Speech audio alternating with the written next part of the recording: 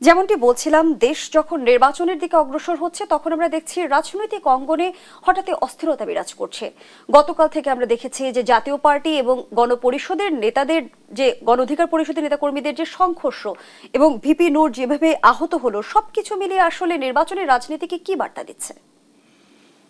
মানে কোনো কাছে একটা সার্টেনিটি নেই। নির্বাচন যদি হয়ে যায় এটা হবে একটা অলৌকিক ঘটনা, একেবারে অলৌকিক ঘটনা। মনে হবে যেন আল্লাহ রাব্বুল আলামিন আকাশ থেকে এক ঝাঁক ফেরেশতা পাঠিয়ে সব মানুষের মনে ভয় ঢুকিয়ে দিয়েছে এবং সব মানুষের মনে এমন একটা ইলহাম চলে আসছে।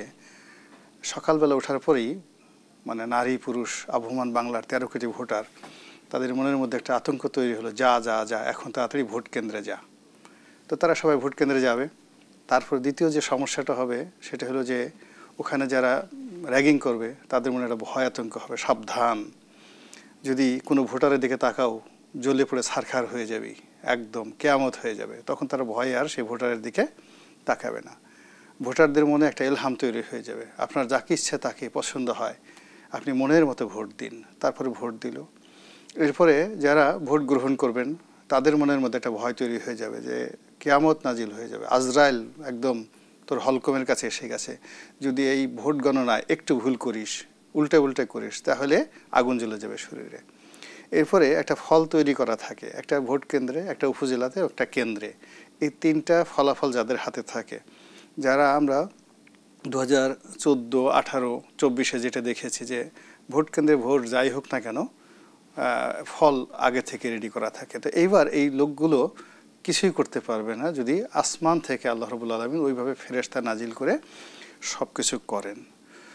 আর যদি আমাদের যে অভ্যাস, চরিত্র কোন পর্যায়ে গিয়ে পৌঁছে গেছে, এটা যদি আপনি বাস্তবতায় আসেন, আগেরটা ছিল ইলিউশন, কল্পনা, আর যদি আপনি বাস্তবতায় আসেন, সেই বাস্তবতাটা হলো যে সরকারের সক্ষমতা। গণ অধিকার পরিষদ একটা ছোট রাজনৈতিক দল, মানে সংখ্যার দিক থেকে, মানে কোনো রাজনৈতিক দলে ছোট নয়, মানে কর্মী সমর্থক তাদের কম। জাতীয় পার্টি যদি এই মুহূর্তে ধরেন না, মানে হাতে নখ নেই, দাঁত নেই, অনেকটা বাপুরাম সাপুরের সেই সাপের মতো, কিচ্ছু নেই, বিষ নেই। তো এরকম দুটো দুর্বল এবং ছোট সংগঠন তারা মারামারি করছে। আর সেই মারামারি করতে গিয়ে বাংলাদেশের সেনাবাহিনী, পুলিশ, তাদের সকল ফোর্স চেষ্টা করে সেই মারামারিটা আসলে ফেরানো যায়নি।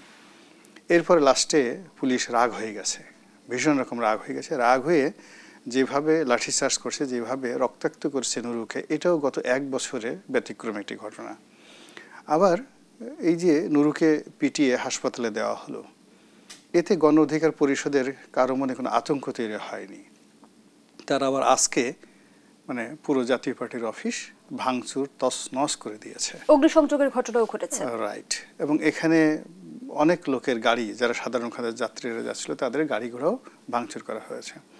তো এইটা হলো আজকের বিজয়নগরের ছোট্ট একটি জায়গাতে ছোট দুটো রাজনৈতিক দলের সংঘাত মোকাবেলা করার জন্য আমাদের আইন শৃঙ্খলা রক্ষাকারী বাহিনীর যাকে বলা হয় সক্ষমতা। এক, কয়েকদিন আগে যেটা হলো, আমরা যেটা দেখলাম, বুয়েটের একদল শিক্ষার্থী তারা খুব রেগে গেলেন, তাদের অধিকার চাই, যমুনাতে চলো।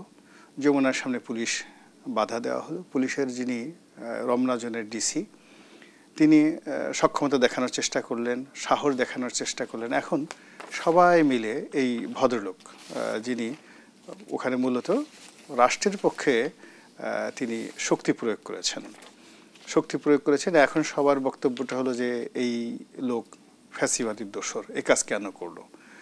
আর সেই পুলিশ কর্মকর্তা তিনি বলেছেন যে আমরা সবাই মিলে যদি প্রধান উপদেষ্টার বাসভবনটা রক্ষা করতে না পারি তাহলে চাকরি করে লাভটা কি। তো এটা নিয়ে পুলিশের মধ্যে একটা নিদারুণ তর্ক বিতর্ক হচ্ছে। আইসপার থেকে বলা হয়েছে যে কোনো অবস্থাতেই তারা মব ভায়োলেন্স টলারেট করবে না। মব দমন করার জন্য তারা শক্তি প্রয়োগ করেছে গতকাল, যেখানে নুরু আহত হয়েছে। তো সেনাবাহিনীর সেই যে একটা উদ্যম, তাদের যে হুমকি এবং ধামকি, আজকে এসে মুখ থুবড়ে পড়ে গেছে, বিকজ আজকে তারা জাতীয় পার্টির অফিসটি তারা রক্ষা করতে পারেনি। তো এই বাস্তবতায় জনাব শফিক, যিনি প্রেস সচিব, তিনি যে হুমকি দিচ্ছেন যে কিয়ামত হয়ে গেল নির্বাচন হবে, কোনো শক্তি নেই এই নির্বাচনকে প্রতিহত করতে পারে। আসলে এই কথার সঙ্গে আমরা যদি সারা বাংলাদেশের জিনিস বাদ দেই, আমরা এই কথার সঙ্গে যদি কেবলই মাত্র এই বিজয়নগরে গণ অধিকার পরিষদ এবং যাকে বলা হয় জাতীয় পার্টির মধ্যে যে সংঘর্ষ এটার কন্ট্রাস্ট করে, এটা মিলে না, মানে ওনার যে কথা সেই কথার সঙ্গে মিলে না। এমনকি জনাব আসিফ নজরুল উনি দেখা করতে গেলেন বা দেখতে গেলেন জনাব নুরুল হক নুরুকে, তো যাওয়ার পরে তাকে স্ল্যাং ল্যাঙ্গুয়েজ ইউজ করলো, উত্তেজিত জনতা তাকে ভুয়া ভুয়া বলে গালিগালি অবরুদ্ধ পর্যন্ত করা হলো, তাকে অবরুদ্ধ করা হলো এবং তিনি প্রাণ বাঁচাতে, ইজ্জত বাঁচাতে, সম্মান বাঁচাতে, আমি বলতেছি না পিছনের দরজা দিয়ে যেভাবে তিনি ওখান থেকে চলে গেলেন, এটা আসলে একটা শক্তিশালী সরকারের কর্তৃত্ব বহন করে না যে সরকার একটা সুন্দর নির্বাচন করতে পারে। এবং যেহেতু আইন উপদেষ্টার কথা বলেছেন, তিনি ফেসবুক পোস্টে নুরুল হক নুরের উপর হামলার পরে একটা প্রতিক্রিয়া জানিয়েছেন। তিনি বলেছেন যে ভিপি নুরুল হক নুরের উপর বর্বরোচিত হামলার তীব্র নিন্দা ও প্রতিবাদ জানাচ্ছি। সেই পোস্টকে ঘিরেও কিন্তু আমরা নানামুখী প্রতিক্রিয়া দেখছি, সমালোচনা দেখছি। এখানে ওনার যে পোস্ট সেটার একটা চমৎকার উত্তর দিয়েছেন হাসনাত আব্দুল্লাহ। আমি হাসনাত আব্দুল্লাহকে ধন্যবাদ জানাই যে পুরুষ হলে এরকমই হওয়া উচিত। উনি কতদিন রাজনীতিতে কিভাবে টিকে থাকবেন আমি জানি না, কিন্তু এই যতদিন যাবত আছেন তার বডি ল্যাঙ্গুয়েজ, তার কথা, তার যে ভাষা চৌকুষতা রয়েছে, তার সাহস আমাকে মুগ্ধ করে। তো তিনি যেটা বলেছেন যে এটা আসলে আপনার কাজ, তিনি বলেছেন প্রতিবাদের কাজ আপনার, ভণ্ডামি বাদ দেন স্যার। ইয়েস আই ডু, মানে আমি মনে করি যে হাসনাত আব্দুল্লাহ আমার মনের কথা বলেছেন, কথা এরকমই হওয়া উচিত। ওনার এগুলো না, ওনার হলো মনে হয় অ্যাকশন নেবেন, ওনার কর্তৃত্ব আছে, ওনার ক্ষমতা আছে, সেই ক্ষমতা দিয়ে উনি কার কাছে বিচার চাইবেন?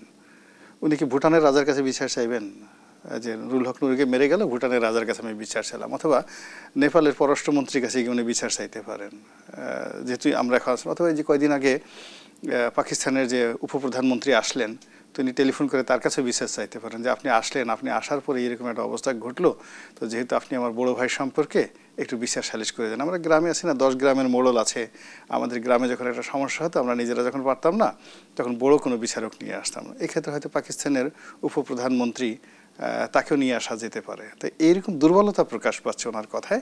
কিন্তু রাষ্ট্র পরিচালনা করা, মন্ত্রী হওয়া, এমপি হওয়া, যে কোনো একটা গভর্নমেন্ট সরকারি চাকরির একটা বড় পদ পদবি, it's a royal post and portfolio. এখানে আসলে দুর্বল মন মানসিকতা, ভীরু মন মানসিকতা, কথায় কথা আতঙ্ক, কান্নাকাটি করা, তারপর শেষে সব বিষয়ে মানে সবার মন জুগিয়ে চলার জন্য মানে একটা থ্যাঙ্কস পাওয়ার যে আশা, কথায় কথায় ক্লাব দেবে, তালিয়া বাজাবে, আর আমি বসে বসে আরামে চেয়ারে মুড়ি মুড়কা খাবো, এটা আসলে রাজনীতি না। রাজনীতি এখানে ঝুঁকে নিতে হবে, আপনাকে অনেক মানুষ গালাগালি করবে, আপনি পারলে চালাবেন, না পারলে চালাবেন না। হাসনাত আব্দুল্লাহর সাহসিকতার প্রতি সাধুবাদ জানাচ্ছিলেন আপনি।